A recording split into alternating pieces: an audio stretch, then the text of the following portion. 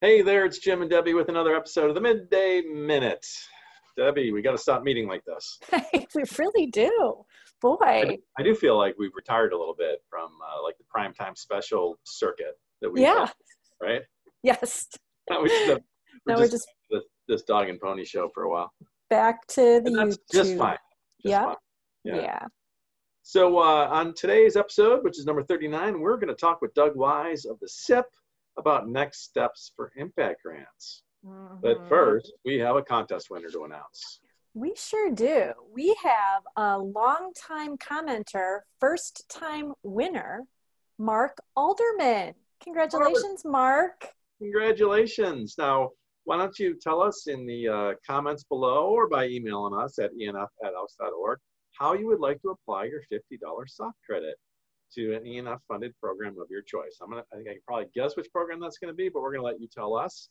And if you leave it up for us to decide, I think I might donate it to your barber as a nice tip the next time he has to give that beard of yours a trim. I knew that beard was going to come up. Right. Well, without further ado, why don't we get Doug Wise in here and let's talk all about impact grants, okay? Yep.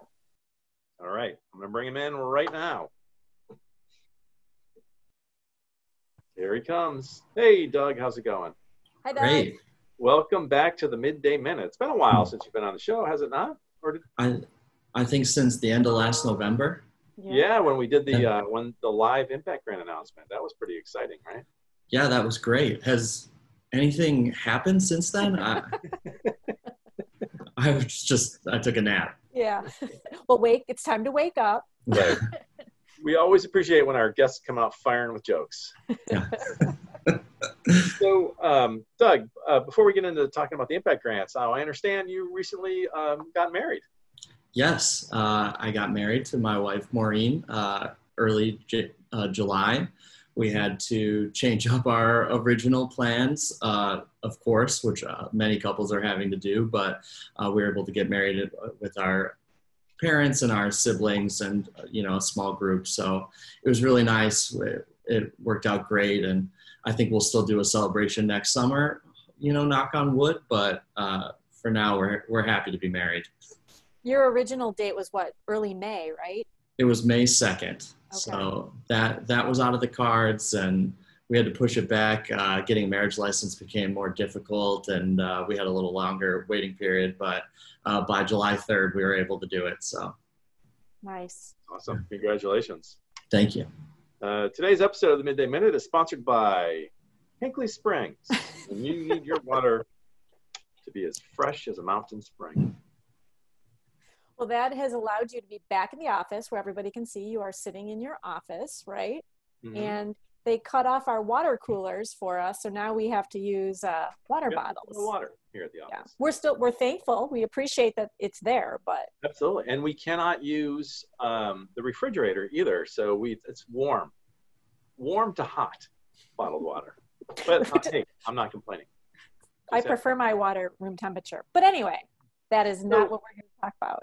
Why don't we start just by clarifying in the two grands episode of our summer series, we announced what's in store for the SIP next phases, and we said then that there would be no new impact grants.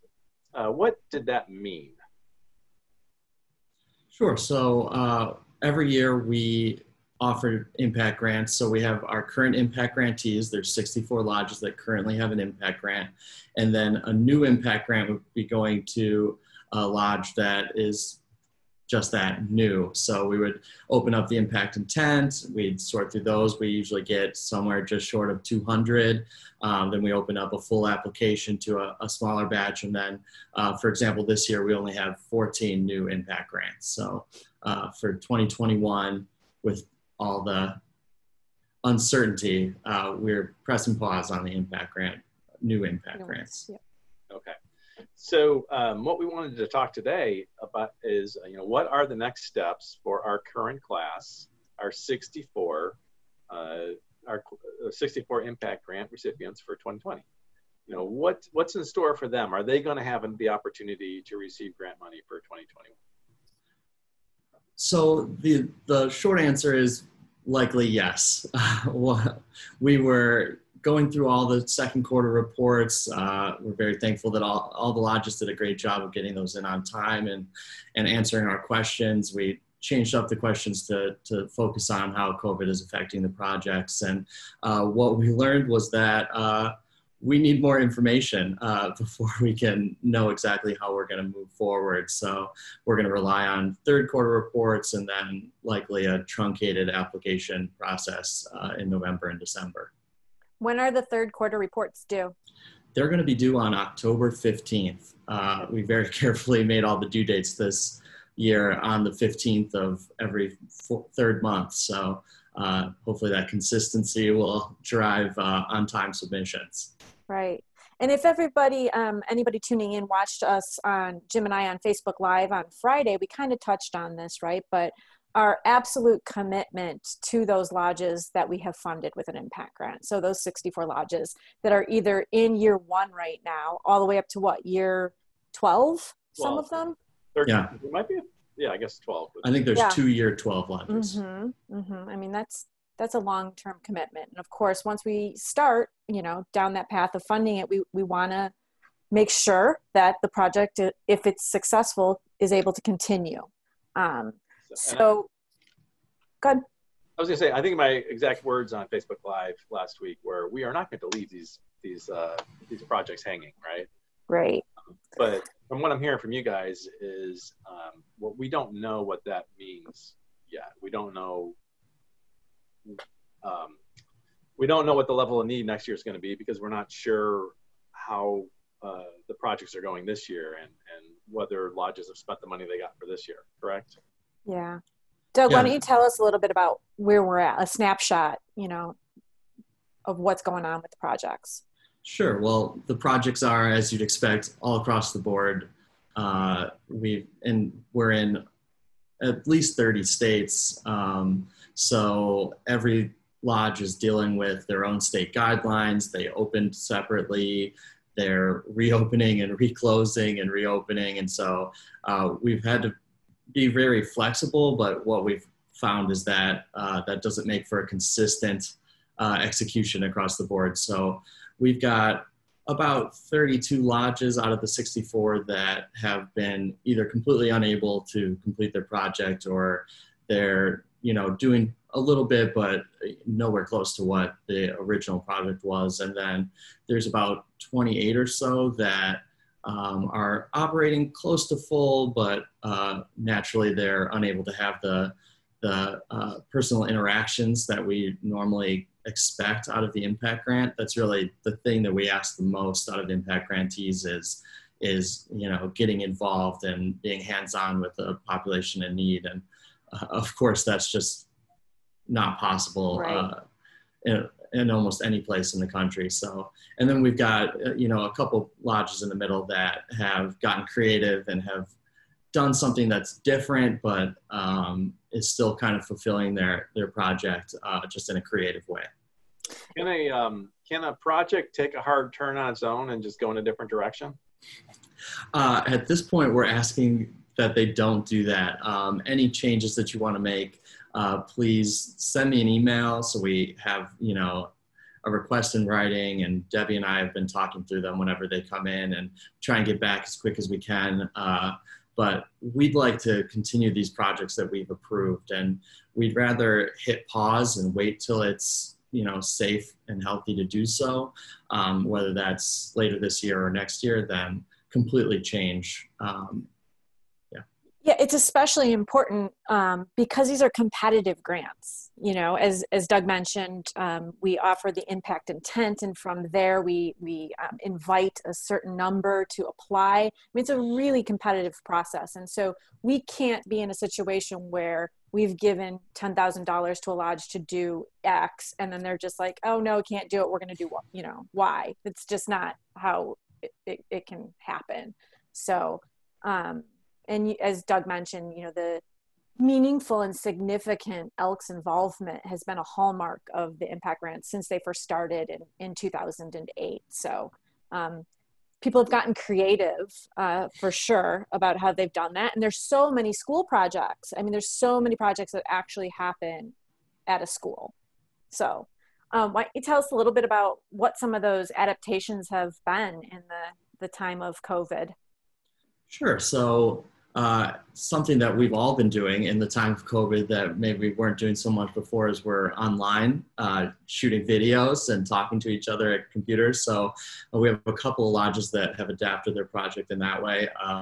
McAllen, Texas, lodge number 1402, their project is the Elks enrichment program for youth. So normally they do an annual summer robotics camp for kids in their area. And that camp was canceled this year. It's in person and it's just not possible. So what they've done instead is they've worked with 6 area middle schools to put on a virtual STEM camp over Zoom. They used some special software that the schools were able to help them with. And so they're able to provide that programming along the same lines of what they were originally doing over Zoom. And the kids are, while they're not hands-on with robotics, they're designing things virtually on their computers. So I thought that was very cool and kind of unique workaround. For sure. Yeah. What about Bremerton, Washington? That was also one of my favorite adaptations. They were going to be my next one up, another youth project that has moved virtual. So their project is called Reading for Readiness. Bremerton happens to fall on 2 fault lines. So they are typically getting ready for a disaster. So what they wanted to do was do a literacy project that helped prepare young kids for a natural disaster as well as for school and just kind of socialization. So since they weren't able to do what they originally wanted to do, what they've done is they've worked with their partner organization to send out books to over 300 kids they were originally planning on working with. And then they've gone and created a YouTube page where they are recording lodge members reading these books aloud. So they have multiple lodge members reading each book. So kids that are logging on can kind of choose who they want to listen to and who that, pick a favorite. And it's a really cute idea and very impressive. I've watched some of the YouTube videos and it's a great way to adapt during COVID. Well, we welcome that competition. To the Midday Minute. They're different. There's no reason to compare the Midday Minute to the Bremerton YouTube page. What else? What is Hopkins been able to do? See Jane seek cover in a basement. Yeah, Hopkins stepped up a lot right at the beginning. They kind of ramped up rather than scaling back, and they worked with the school districts to help families with their care packages that were getting hit extra hard by the pandemic and by, school closures and business shutdowns. And they recently, I believe they had a radio feature that they sent to me with their second quarter report, which I have not shared with you yet, but that's coming up in a future grant of the week.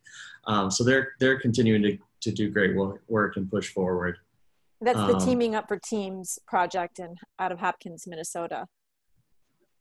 So correct. Good for them. Yeah, they're doing great. Amazing. They're in, I believe, year 9. So they've always been very solid in the Impact Grantees.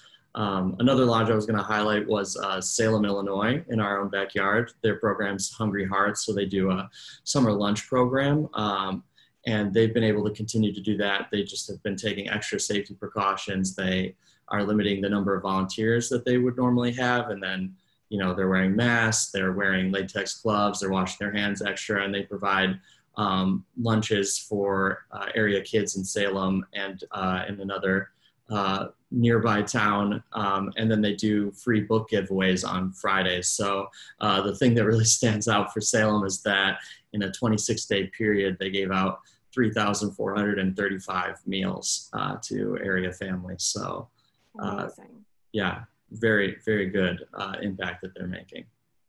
I'm pretty sure one of our most active middies is from an Impact Grant Lodge. Tampa is one still, isn't it? Mm-hmm. Can we give them a shout out at all?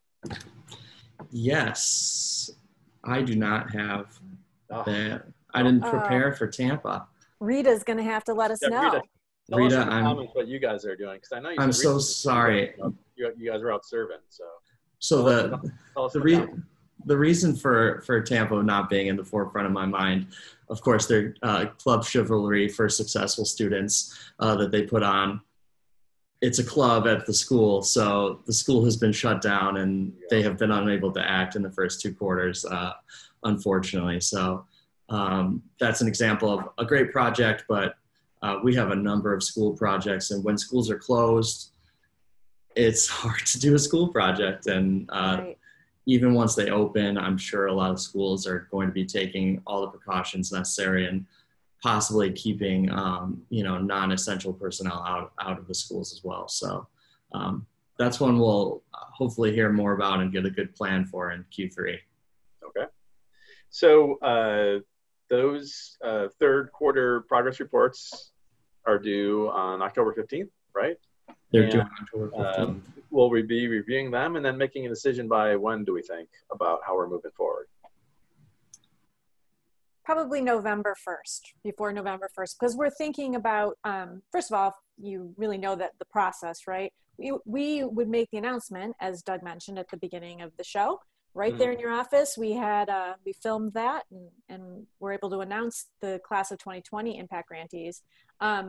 But that doesn't happen until later in the year anyway. And then if you are successful in receiving funding, you don't get a check until, some paperwork is signed and whatnot. Checks go out in January. So we have some time. So it's likely that after we review the third quarter reports, we'll be ready to probably open the renewal application on November 1st and maybe have it open for a month and then review them in December and get ready to go. But one of the things we're going to be paying close attention to is that there is a real viable, meaningful plan for, expending the funds that have already been issued for that project.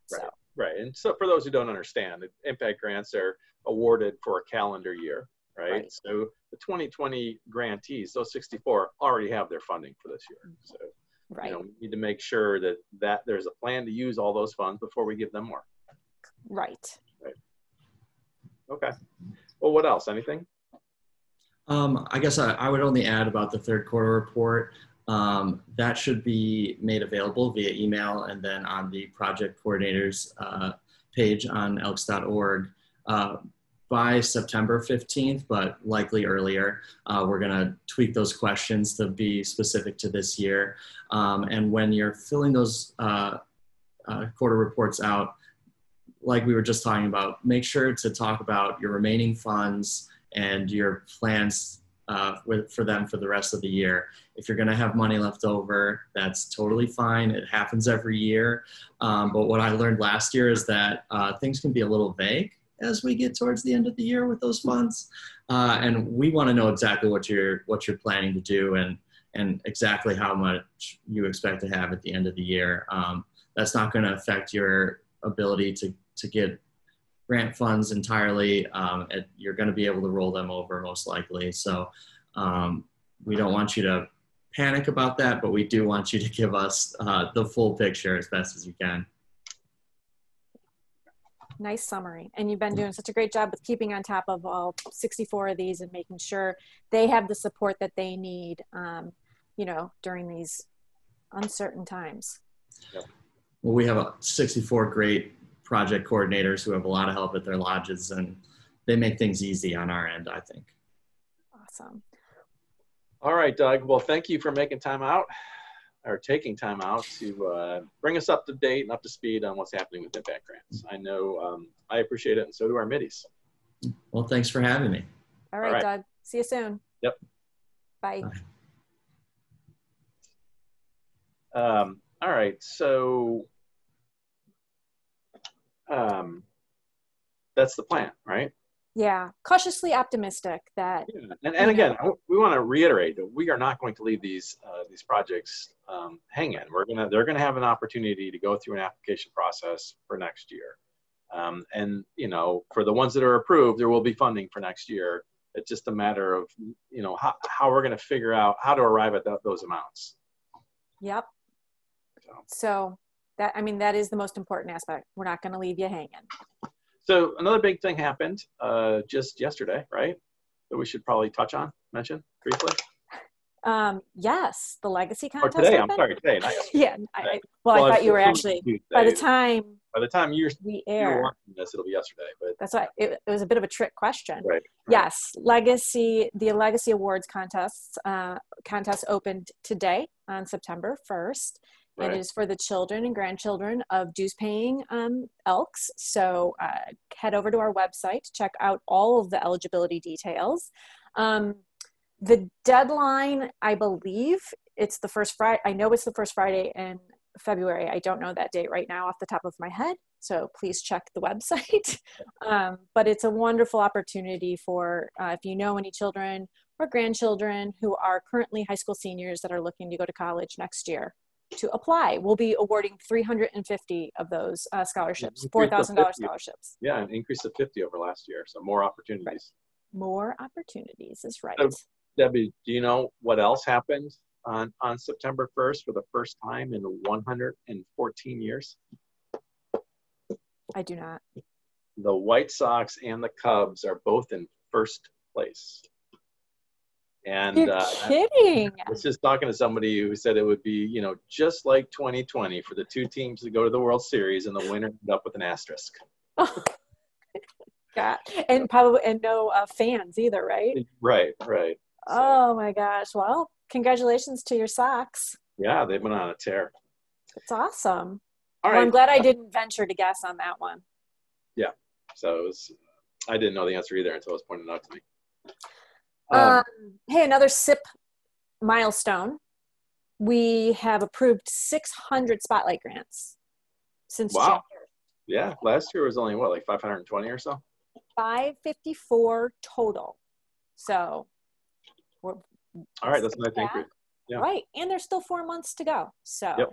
I was going through the approved applications yesterday. It was also pretty cool to see one of the lodges has an $8,000 check coming to them because they used their $3,500 Beacon grant, they merged their Spotlight grant, and then they had a $2,500 gratitude grant. So awesome. How awesome is that? Yep. Good deal.